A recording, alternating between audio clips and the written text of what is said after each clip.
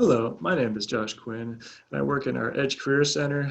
So I help students with all things related to career, whether that be working on a resume, preparing for interviews, all those things. So anything to help prepare you for your first destination job or going on to professional or graduate school.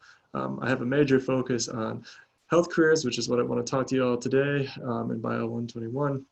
So I'm just going to go through some points in a PowerPoint, and you can definitely reach me. I'll have my contact information at the end, but you can definitely always reach out to me through email, over the phone. We can do Zoom conferences, and we can definitely meet throughout the school year. So please don't hesitate to reach out to me if you have any questions, because I'm looking forward to working with all of you once we get past or through the digital, through a virtual form, or however we're going to meet. Looking forward to working with you all. So let me get this PowerPoint going here. All right, so it should pop up in a second here. Come on. Here we go. All right, so I usually talk about what are the characteristics that make a good health professional. I usually ask you all to give them to me, but basically we're talking about being friendly, compassionate, knowledgeable, involved in the community, and loves your job. So basically, you all might have had an experience with a health professional that wasn't great. Hopefully you've had mostly good experiences, but the goal is for you all to be really good health professionals that people want to see and want to work with. Think about your motivation for why you're getting into this. Why do you want to be in, medical school, dental school? So don't just ask, what do I need to get into these schools, like GPA and all that stuff, but also be thinking about, what do I need to do to become the best possible healthcare professional? Think about some professional fields to consider. I mean, there's a lot of different fields you can look into. This is just a small sample that a lot of our students do get involved in. You got medical school, both MD and DO. And often I get asked the question, what's the difference between MD and DO? So, I mean, they're very similar. They're in fact going through the same residency training going forward, but, DO, osteopathic, they tend to work a little bit more to let the body heal itself. They have an opportunity to do body manipulation. They actually have an additional course on top of allopathic medicine, which is MD. But everyone practices differently, so different aspects of each are probably involved in each. But there are some differences in practice, so it's something you'd want to research. But then there's things like occupational therapy, pharmacy, nursing, and many more options that you can pursue. So you just have to start researching them and figure out which one's going to work best for you.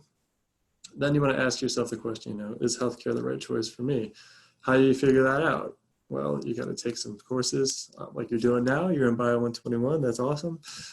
You're taking biology, you're taking chemistry, physics, and math. Get some experience in the field. You can do that by volunteering, shadowing, doing an internship here at Randolph-Macon.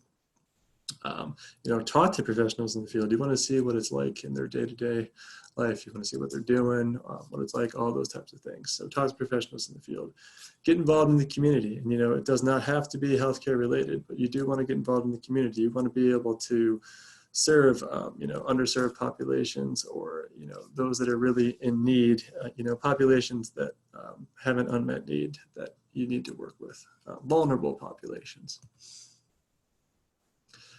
So you definitely think you want to do this, you want to get involved. So I just want to give you a rough guide to prerequisites. And this is something that we can meet about to talk about and plan. I have a spreadsheet that we can put together, really helps with the planning for this. But, basically for medical school, vet school, pharmacy school, dental school, we're talking about 2 semesters of each, including a lab of biology, chemistry, organic chemistry, and physics. And for the MCAT, and definitely for pharmacy school and dental school, and for a lot of PA programs, you're going to need biochemistry and psychology and sociology classes will always be helpful.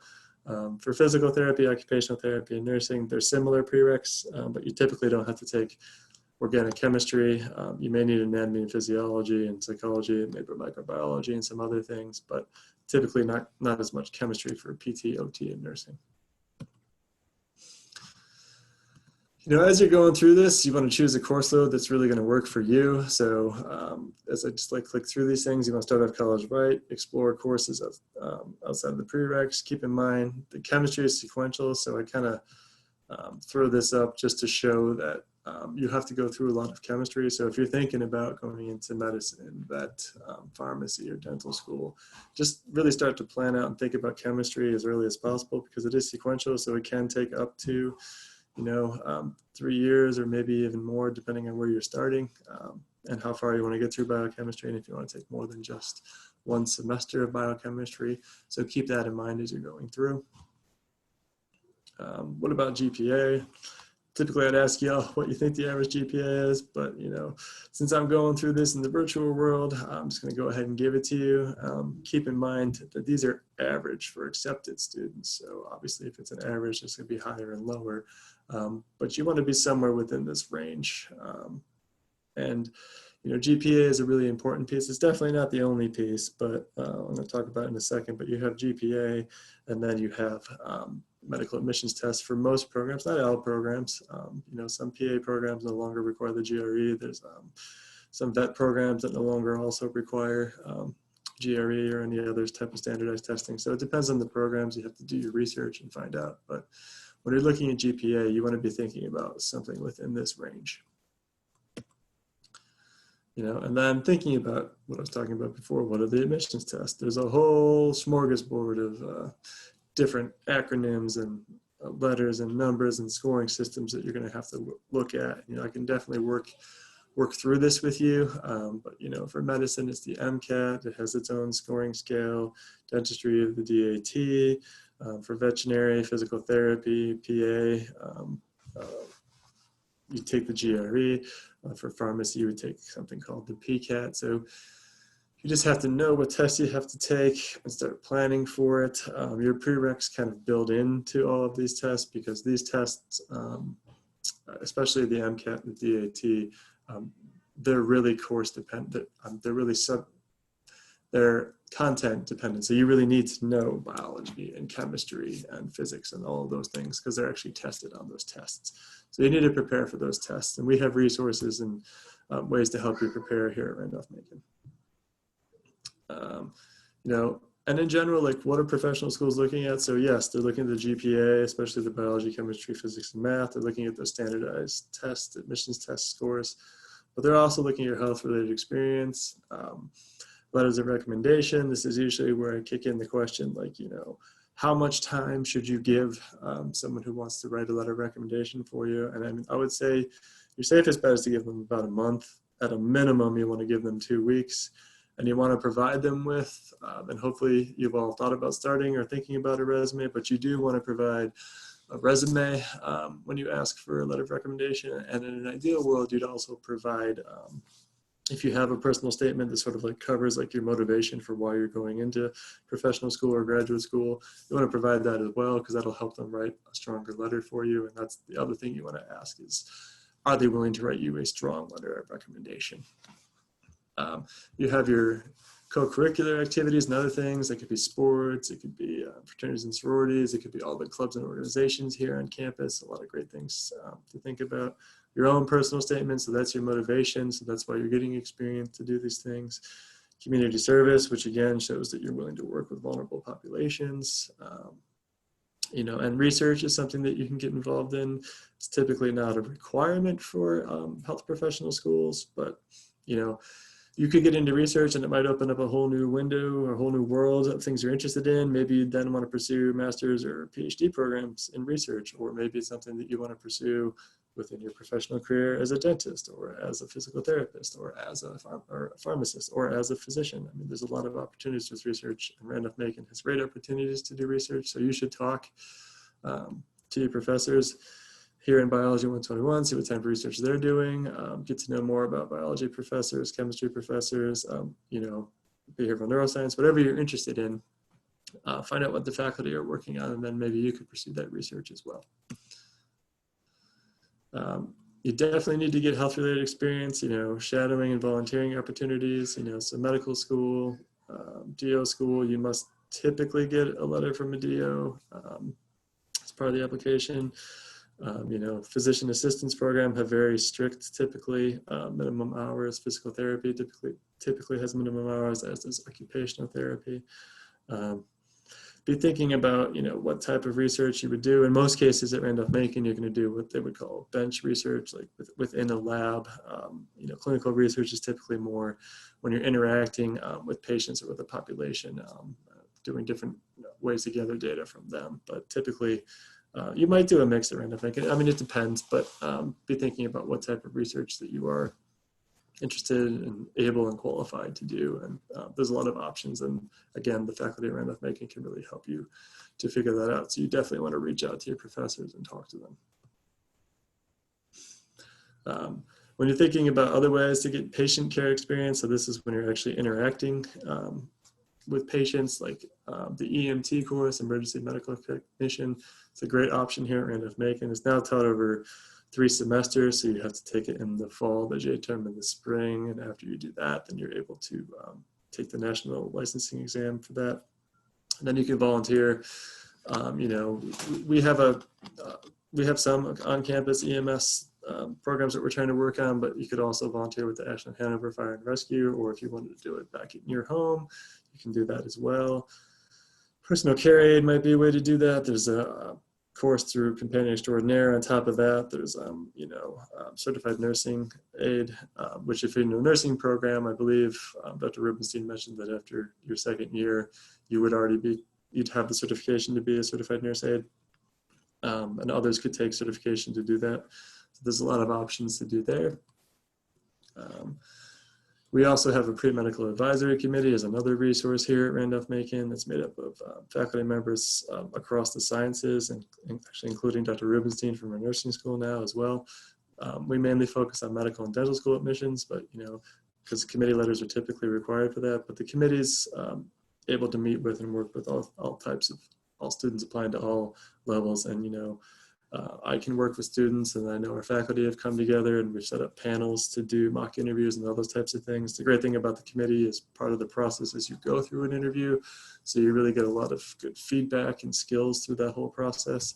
You can always contact me for more information on that, or anytime you have any questions or you want to set up a mock interview or something else to help you prepare for anything really. I mean, whether you're going to professional school, medical, dental, PA programs, whatever it happens to be, or if you're going to graduate school for something else, or if you want help preparing for your first destination job. I'm here to help you through the edge.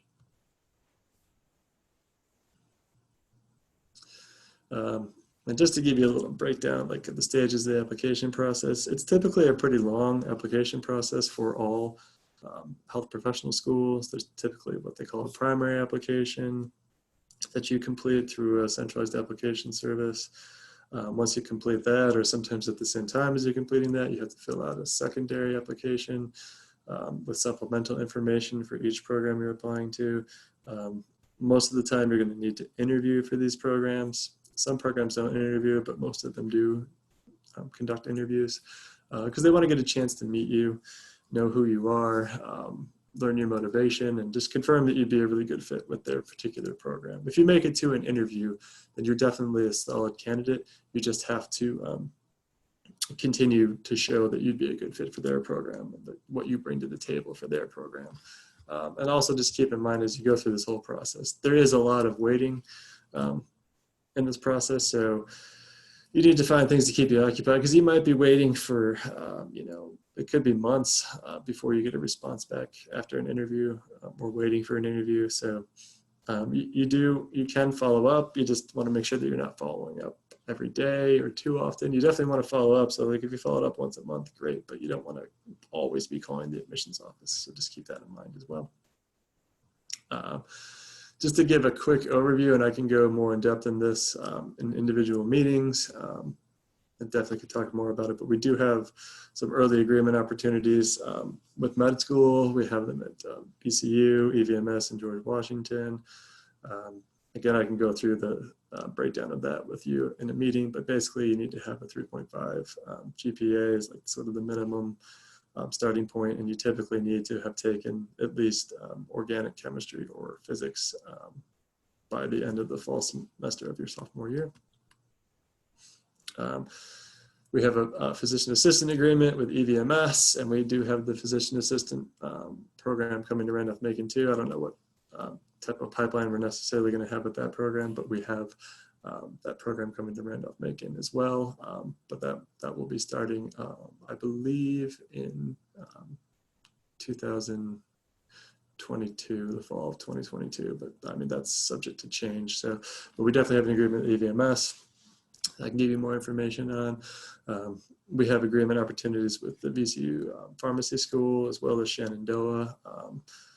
We have one person who've already taken advantage of our partnership with the School of Pharmacy, and 2 more in the pipeline right now.